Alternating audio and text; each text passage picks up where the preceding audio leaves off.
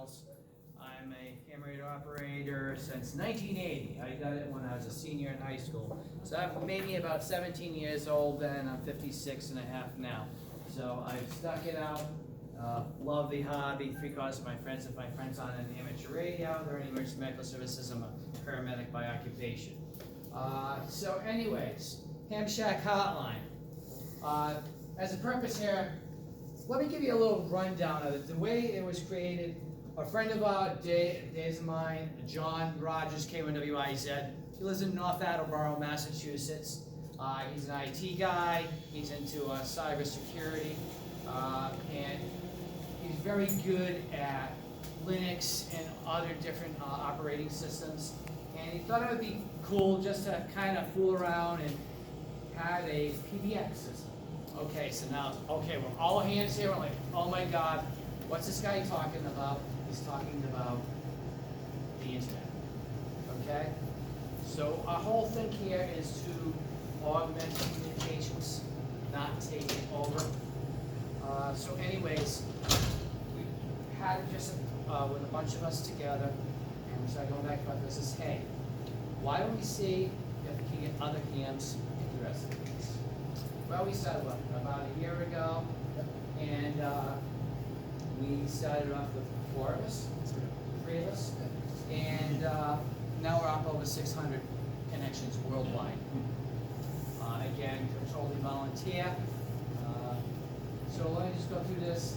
It's you can get the phones on eBay, real cheap, $19 to anywhere to $80. Depends if you want the sexy one here that lights up and cooks your coffee and everything in the morning, or a cheap one right here, $19 delivered at your door in 2 days with Amazon Prime. So you get these phones, you get them, you send us the MAC address and the MAC address on the back, you take a picture of it, you send it to us. Dave here is the provision man. He provisions them. They send you a TFTP file. Now in the front of that TFTP file, there's a whole bunch of X's. That's where it's up to you to figure out what your IP address is on your home network. You put in that IP address in front of that TFTP, you put it up in your URL, voila. It finds the phone, it's plug and play, you pick it up, and you dial in, and there everybody is. Next slide. When you get your phone, we have our website. Our website is hamshackhotline.com. I think Dave had some cards going around. If not, we got some cards up here. Go to Hamshack Hotline, tells you everything about our organization. We are an incorporation. As we were getting we needed to finance ourselves to support the service. So you go on the website, we have on the help desk area, we have a knowledge base area in which all the frequently asked questions are right there in front of you. You also have various different things as far as what you're applying for. So we have free service. We have HHUS, which is actually located on the Amazon World Wide Web, Cloud, whatever they call it. We got another one, HHEU, Europe. It's located in France. And we also have HHAP, which is located in Tokyo, Japan. And the way we have it divided up pretty much is that, okay, if you're stateside, you've got HHUS. If you're in Mexico, you get HHUS. If you're Canada, you get HHUS, just because the general locale area. Say if you're in Australia, you're in New Zealand, Thailand, we'll put you on the AP server. If you're in Germany, France, England, you're going to go over to the EU. Now we also have another server, HHX, experimental. That's sponsored by a gentleman by the name of Jeff Dale. He's up in Ontario, Canada. And he has a server. If you know about PBX phones, he'll give you your credentials, and there you go. Don't expect any help. for like the polycoms, different types of SIP phones out there, other than our The supported endpoints. Our supported endpoints, when you look on our website, you will see that we have various documents, and as we have the supported endpoints. Why do we have supported endpoints? The reason why we have supported endpoints, we make it plug and play. Okay, just like I said, TFTP server, you figure out what your IP address is for your network, put it in your URL, bang, you're up and running. Let me just kind of, now that I've kind of told you about how you end up getting the phones and what we're about, kind of go back to the communications part of it. I kind of did this backwards, but oh well, who cares? Hamshack Hotline, what we're trying to promote it as is an augmentation to emergency communications. Being in public service, paramedic, as this gentleman alluded to, the ICS system. In today's day and age, as public safety has changed through the years, how ham radio has changed through the years is ICS was created so that everybody is on the same page. So the fire department, the police department, not so much police department, but the fire departments are very much ICS oriented. It's a command oriented. So in order for us to be effective communicators, we need to be on the same page as them. So in the incident command system, you have many, many channels. You have unified commands. You have, I mean, in my situation, you have an incident commander, you have a triage officer, you have a transportation officer, you got all these different designations. In that is a lot of communication, a lot of back channel stuff. So when you're doing public service communications, you kind of want to keep the on-the-air chit-chat down to a minimum. So you can have a lot of incident command, managerial stuff happening behind the scenes, and then put it out to the troops. Okay, so then you say, okay, but oh, it's a disaster. Okay, yes, an atomic bomb goes off, we have a real bad tornado, or we have a hurricane. Yeah, you might lose it. But how many times do we get activated for the flooding, for trees down here and there, or a power outage? It's really not affecting the infrastructure. You still have that communication. And it still avails you to have more effective communications over the air and keeping the airwaves down to a better comm, and all the managerial stuff can be behind the scenes.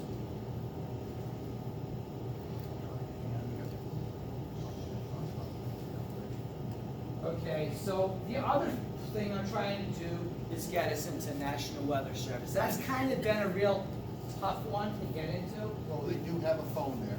They do have a phone. Oh. So They go into that though. That's been there for a while. They do it once in a while. They get on there. We also have a. Rob has one? Yes. Oh, I didn't realize that. They do get into it, and then there's also a conference bridge that you can go into, and you can report stuff that they monitor. But that's here locally. Rob's really cool. We've all probably known Rob for a long time. He's like Mr. Communications for the state of Rhode Island and Massachusetts. He came and saved the Boston Marathon for amateur radio operators. And that was another case where I kind of like to bring that point up, is the fact that we as ham radio operators have done so well with the national traffic handling thing through the years, and it's worked awesome. But we need to, if we want people to stay within our hobby, we need to change with the times. And I just lost my train of thought. I just lost my train of thought. Where was I staying? But I'm staying with it. Oh, so National Weather Service. Oh, the Boston Marathon.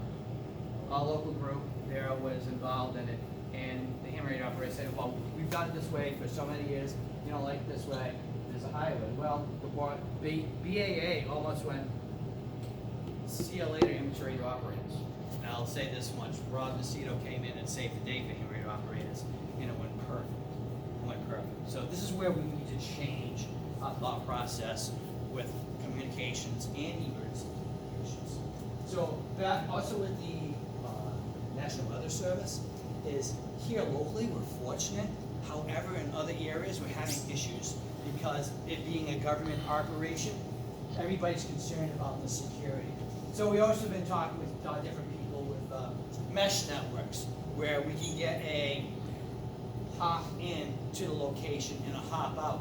But as we'll show in another demonstration here in just a little bit, we have air cards. So I think if we can get more people to say, okay, this computer is an amateur radio group's Skywarn setup along with their air card and their internet system, that we could have inroads there. Okay, so we have several we have several conference bridges. We have 3 that are public, meaning, hey, if you all want to have a conversation, our main general one is conference 302, where, you know, it's just like being on a repeater. You just get on there, you chat about different things. A lot of us are into technical, a lot of guys are into creating their own PBX systems. A lot are doing home automation systems. And plus, and radio. I mean, we talk about all sorts of things. I mean, yes, it's not radio on this form and fashion, but you're still talking with other ham radio operators, still talking about electronics and different things of our hobby. We also have the private bridges, as Dave was alluding to. So, hey, if Newport Amateur Radio Club wanted to have a private bridge, especially for like the executive board, where, you know, it's bad weather and you just want to have a conference call, you guys could have your own conference and with PIN numbers so that only you can get on it. We also have the Hamshack Hotline Brandmeister Talk Group 31688. In which works really well. So we get to use DMR, and that's one. So we're still trying to keep with the RF portion of it. We don't want to lose that aspect of RF.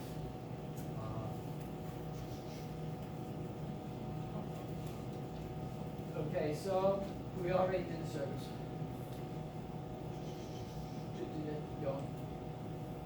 Okay, so this presentation was done about a month ago as far as this map updated. So there is that, and a couple of maps too. So we got a handful in the United Kingdom, and we got some Australia, New Zealand, and what's that one in Hawaii? Okay, that little island.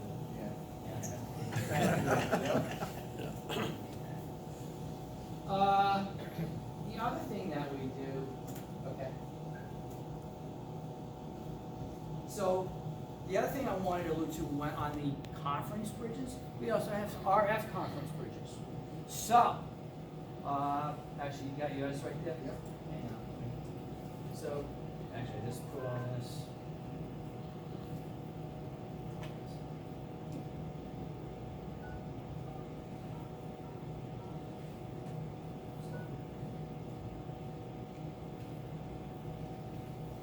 Try something. W2DAN. Okay, so he just went in DMR. He's got a hotspot right here. Okay, this right here, it's not hearing me at all right now. However, if I go *99 W2DAN KA1ACH.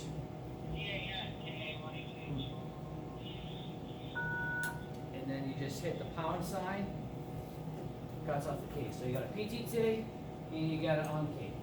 So what I also find this to be a benefit for is how about those people that live in condos, apartment complexes? They can't have HF, they can't have, you know, radio antennas. They can use this. And again, it's the wrong world. So we've got our DMR. There's a KA Kevin, KA1 MXL. In the Rhode Island area, has a digital network. He has a extension there with a bunch of his repeaters in there. Along, I don't know if any of you know Jed Barton, N1JBC. He's got the Quahog network. It's about, I want to say he has 5 repeaters. 5 repeaters in the state of Rhode Island. They're on there. Jesse, WH680. AV, he's one of our people that, he lives in Hawaii, he's one of our senior engineers for the project.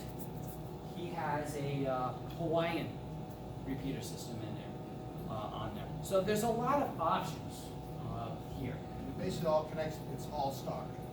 Basically, Yes. we just all-star nodes, and it's just basically a dial string. So everything's all asterisks, so it's just an asterisk dial string. And we just need to get that, and we can connect right into most any asterisk, all-star nodes and asterisk nodes. Pretty cool. Now, another thing, what I'm gonna do now is that's it for the slides, right? I'll go through the, oh, okay. We are not, like I said, we just incorporated ourselves literally, what, a month and a half ago? Yeah. Month and a half, 2 months ago.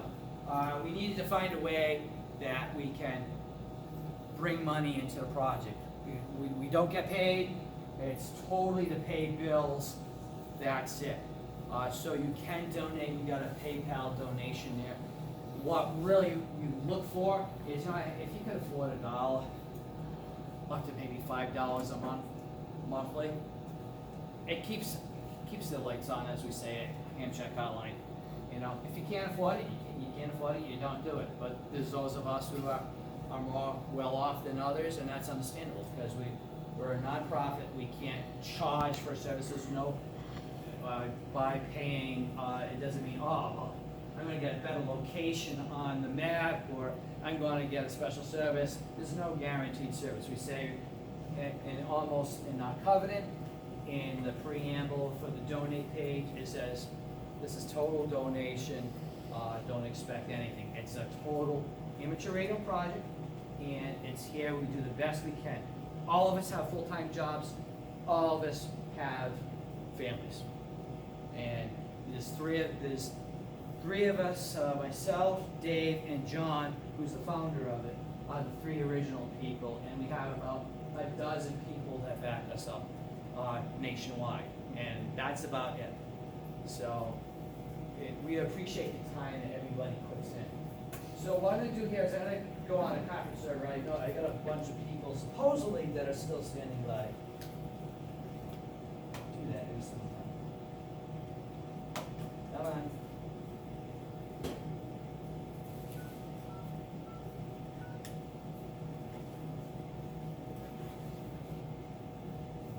Hello? Okay, one is which? Yeah, Tom, that you, Tom? Yeah, somewhere in Columbus. Okay. Tom's in Columbus. Anyone else in there? Yes, You also got Lynn, 80LRW. Okay. Lynn, you're in what, Iowa? Yes, sir. Okay. And Jesse, did I hear you in there? Jesse, W680, Molly, Hawaii. Aloha. Hey, Jeff. Jess, thanks. Anybody else in there?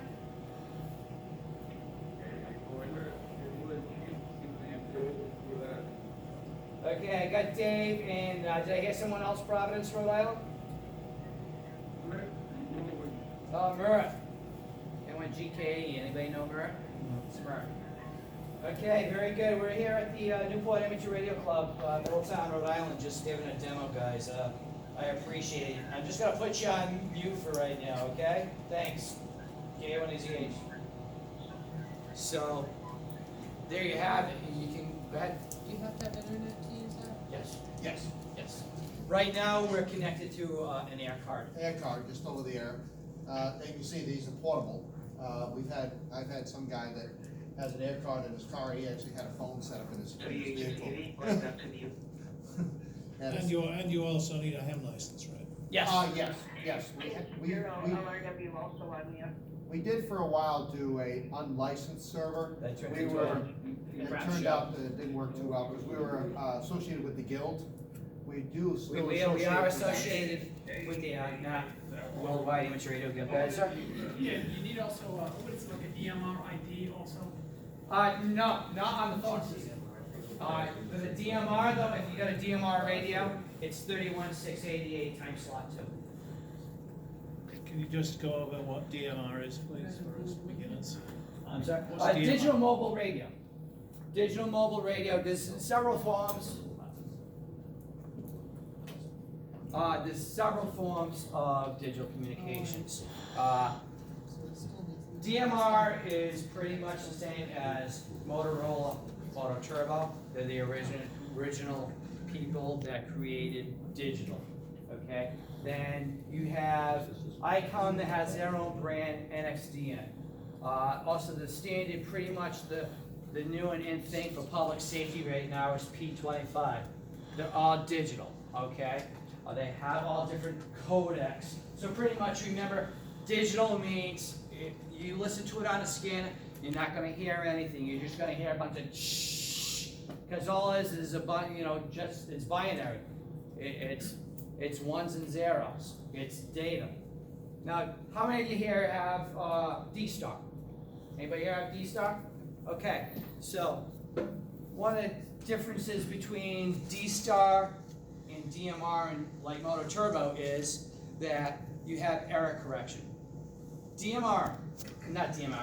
D-Star, if you key up D-Star and a part of that packet's missing, like you key up and okay, you're out of the repeater, or you key up and someone else is still talking, the repeater doesn't hear the beginning of that carrier, doesn't hear the first data transmission, you're not gonna go through. Whereas like Moto Turbo, it will keep reacting, it will keep, the radio re-acknowledges with the repeater, and it will do an error correction, it'll send that packet of data again, and you get the connection. So DMR is more of the Motorola type. It has some error correction, but not, it's unlike D-Star that has no error correction. Did I explain it pretty much right? And you're the radio type, not me. Well, I'm the and public DMR service also person. is TDMA, time division multi-access. So there's 2 time slots. So you got time slot 1, time slot 2. So basically you can have 2 conversations going on at the same time on the same frequency. And you can only hook up to any of the other 650 subscribers, if that's the right term, on the system, right? Well, basically, you gotta have, in order to go onto a DMR repeater, you do have to have a code. But where we do it through our system here, we're just basically using we have a call sign, and you basically, when you go through our system, The All-Star knows through the All-Stars, basically you're using our call sign, is what it's doing. We're the host. KC1 ASC. KFC. So, That is a call sign? yeah. KC1 ASC. Okay. We're trying to get KC1HH for some reason. Someone else has a club call. So, I got a question. Sure, go ahead. The rest of the sounding confused again. So with that air card thing, does that just, so then you just need electricity, or you run that off a battery? Well, and the air it, card get? Well, if the phone itself runs on 5 volts, you need to have electricity I'm or, thinking the internet. Is that creating internet, or do you still need? I'm running on AC. Right here. This is connected to power. This is just a And- Verizon 4G air card. Does there Basically- have to be internet somewhere for Yes, you to yes, use that? yes. So that's not creating it, it's just. No, This right here, I think what she's asking is, this right here has what they call an air card. And an air card means it's connected to a cell phone service. Verizon 4G.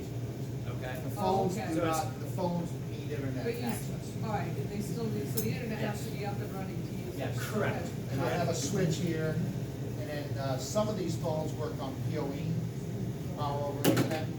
And, and then like the 303 here needs a wall outlet. So I just brought my Cisco PoE switch, so it has 4 ports, so I'm just running through the phones on a PoE, so. Okay. You mentioned HF. HF? You said about using this with HF. No, RF. RF. Okay. However, I heard something about HF, and that's why I was like, everything seems to be, 2-meter repeater, D-Star. Right, depends on what they got their links and stuff to. and you could feasibly have an HF setup on an all-star. You could run, just like you can run remote, okay, like you've got the Kenwood 480. Kenwood 480, you can run remote. Okay, so you can have control head at one location, control head at another location with the antennas on. So you can live in an apartment, a high rise in downtown Boston, and you can have your antenna farm and the other control head at a house, say Dartmouth.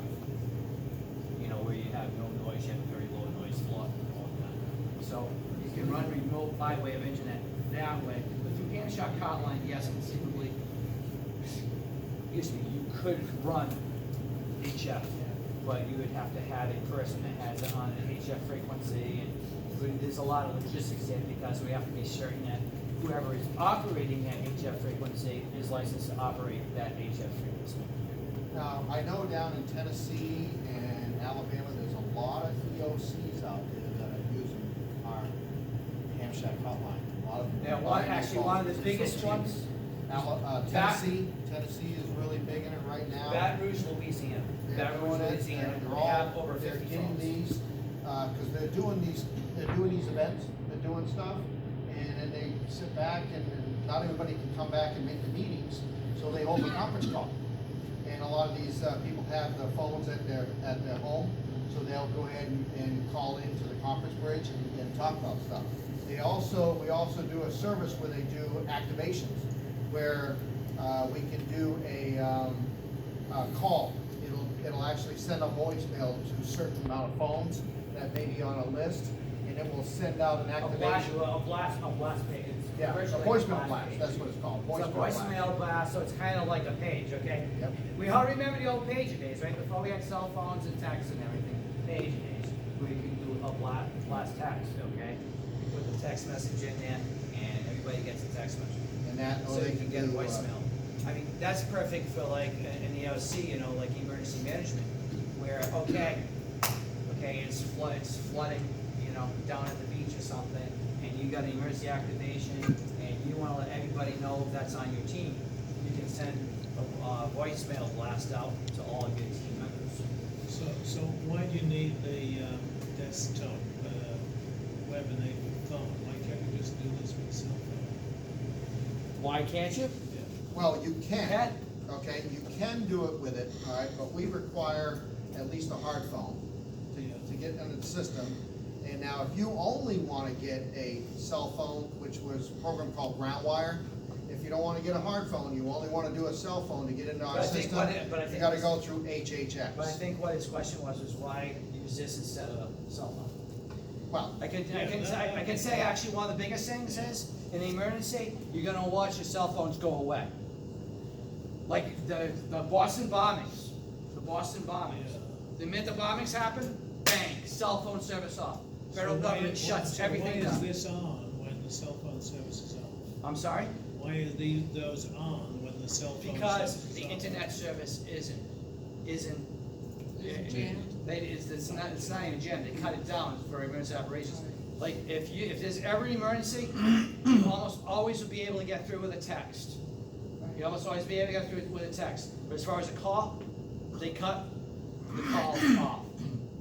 Go ahead, sir, I'm sorry. Yeah, it's just not only that, I was up at the, Patriots Parade, and I was in the common, Yeah. and you couldn't make a cell phone call. It was just, because you had hundreds of thousands of people. Yes. So there are times when your cell phone will not work. And But- I don't know why, I don't know whether it's just the traffic. So the cell phones are jammed, but the internet's not jammed.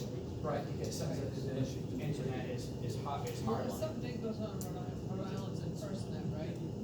that's a different thing, yeah, there is a FirstNet, but that's just recently, actually, my company, we're starting to get into selling FirstNet, that's FirstNet, the, that's a whole different ball of wax. This is more, That's mainly we're gearing this for the image rated operator. We're not gearing this for the professional, you know, for fire departments, police departments. We are for the amateur radio community, for an augmentation to the emergency communications to the municipality. Yeah, I'll just back that, like the FirstNet is responded to respond. If during a disaster, you know, most of the response is not done by IDU. Most life saved, most most mitigation stuff, all that stuff is actually done by civilians, volunteer groups and stuff like that. They come in and fill the gaps.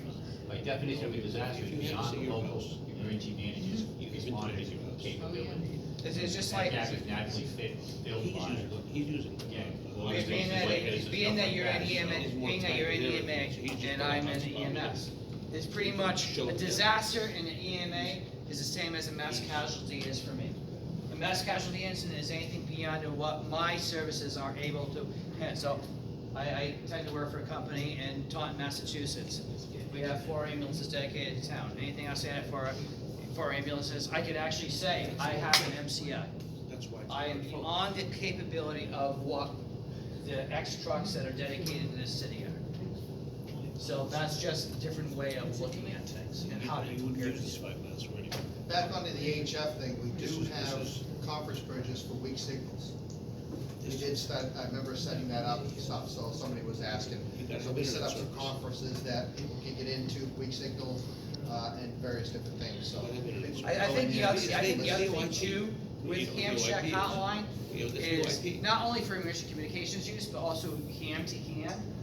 How many of us, okay, I don't know about you, but I love HF, but let's face it, as we were just alluding to, you know, as far as the sunspots, they've been horrible for the past couple of years.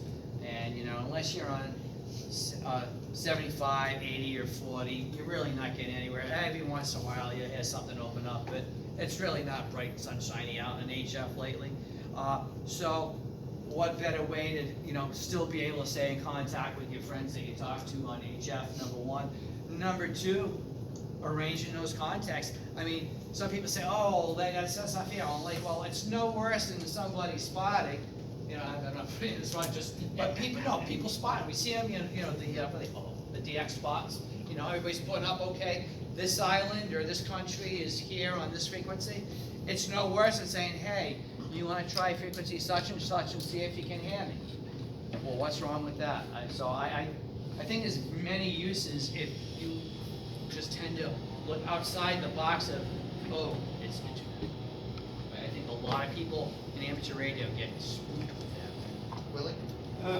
From a practical aspect, you personally in the past week, how have you used this service? How have I used it? Well, of course, I'm one of the guys that goes in there and does all the provisioning. Right. Okay, so I tend to help a lot of people get their phones hooked up, and I talk to a lot of people. So that's one thing I like about it, because I'm reaching out and talking to a lot of people. I helped a guy in Wyoming just the other night trying to get his phone connected up. So we do get up into 302, we get into there, we just get in there, a round table, everybody just talks about various different things. I'll even, with my cell phone, I can actually connect it to 302 and I'll be driving down the road just listening. You know, get into the round table area. I dealt with John.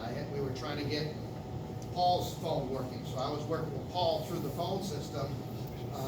Working with John, K1WIZ, and we were just talking back and forth and getting his phone activated, testing this, testing that. So we use it offline so we can call phone to phone instead of going into a conference and stuff. Or I just say, hey, I got a question for my buddy in Hawaii, Jesse. I'll just call him direct, you know? So it was a heck of a lot cheaper than phone calls and phone systems and stuff. But it's just another way for us to communicate as hands, another way for us to repurpose stuff. As we do as hands, we always do repurpose stuff. So that's what we kind of did with the Cisco phones that you can buy for $20 online. So it's just another way to repurpose. The closest thing you would have to document transmission might be a text message. Well, you don't do texting, but you can. We do have fax capabilities for this. So you could set up a fax machine.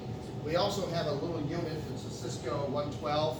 I don't know if you've ever seen that, where you can actually hook up a regular phone to it. And it's a little box, I can't think what it is. It's just a converter. Yeah, it's just a converter. It just converts an analog phone to a Cisco IP. And it basically comes with 2 lines. So you could actually have a fax on line 2 and have your regular analog phone on line 1. So we have a couple of people that do that. But it's just a matter of dialing up, and it's crystal clear. As you can see, it's voice over IP. So. And the Cisco's really have good audio. So Oh, they're very good on it. Another thing I also want to add too is, as far as looking and stuff up about what Hamshack Hotline is, I do the webpage, okay? I try and be informative, I try to be up to date. I try to get a lot of give and take. We have actually 3 social media outlets. Facebook, it's a private page, just put in it. All you ask is when you look for Hamshack Hotline Facebook page, there's gonna be 3 questions. You ask if you're at the covenant, what your ham radio license is, and there's one other question, I can't remember what it is. But you need to answer those, because if I get the request and nothing's answered, I'm just gonna decline. It doesn't mean you can't do it again, but I get so many requests per day, it's like, you know, if you can't read the questions and be bothered to sign them, I could be bothered, you know, letting you in. It's like, you know, you'll be able to get in, just answer the question, bang, you're in. We also have Mattermost, which is a really, really nice, it's text/chat type program, but you're able to pass files back and That's where forth. we can pass files back and forth. We have do that, many pictures different, and all kinds of I hate to documents. use the word because it has a bad connotation to it, but we got different chat groups, okay, like we got one on radio, we've got one on Internet of Things, we've got one for Hamshack Hotline, and we go back and forth, we show pictures of like our shacks, send, you know, if we're doing different projects, like a lot of the guys are into automating their house as far as Internet of Things stuff, so they're passing around different pictures of different circuit boards, different parts of programs, you know, that you're seeing when you're programming up the Raspberry Pis. Raspberry Pis are like a big topic of everything, because Raspberry Pis are affecting everything that we do in technology these days. They are efficient, they're cheap, and they're fun to work with, and they have so many places. So I ask that you also check us out on the Facebook page and Mattermost, and I think that you would enjoy Hamshack Hotline. Willie, another thing, last year, 13 call-ins. All of us had all of the operators for Rhode Island, we all had the phones, so we were using the phone system to coordinate. So we just dialed up and it worked really quick, instead of me, oh, what's that guy's phone number? You know, so it's just another way, and it's right there in the shack, that's why we call it the Hamshack Hotline. So it's right there in my shack, that's one of my phones that I bring in there. And I even have, with the 525, I got the Bluetooth, it even can do Bluetooth. so you can walk around your shack. You know? Now, if I wanna call you, do you actually have to have your unit on, or does it No. ring? Well, it rings, and what it will do is it'll ring, and it will leave a voicemail. So what will happen is, like, when Paul finally hooks up his phone, he's gonna have a big red thing at the top of his phone, and he's got a message. So it leaves your voicemail, and That's also, what 412 right there. yes, and also what it will do too is it will send you a voicemail email. So it tells you that you have a voicemail. So it'll let you know that you have that. And then another thing that I have set up too with my phone is if I'm not in the shack, it's called Find Me, Follow Me. You're ringing. So it rings, we'll just let it go and it will leave a message. And so what you do is if you dial my home when I'm not there, it'll also ring my cell phone back, which is ground wired.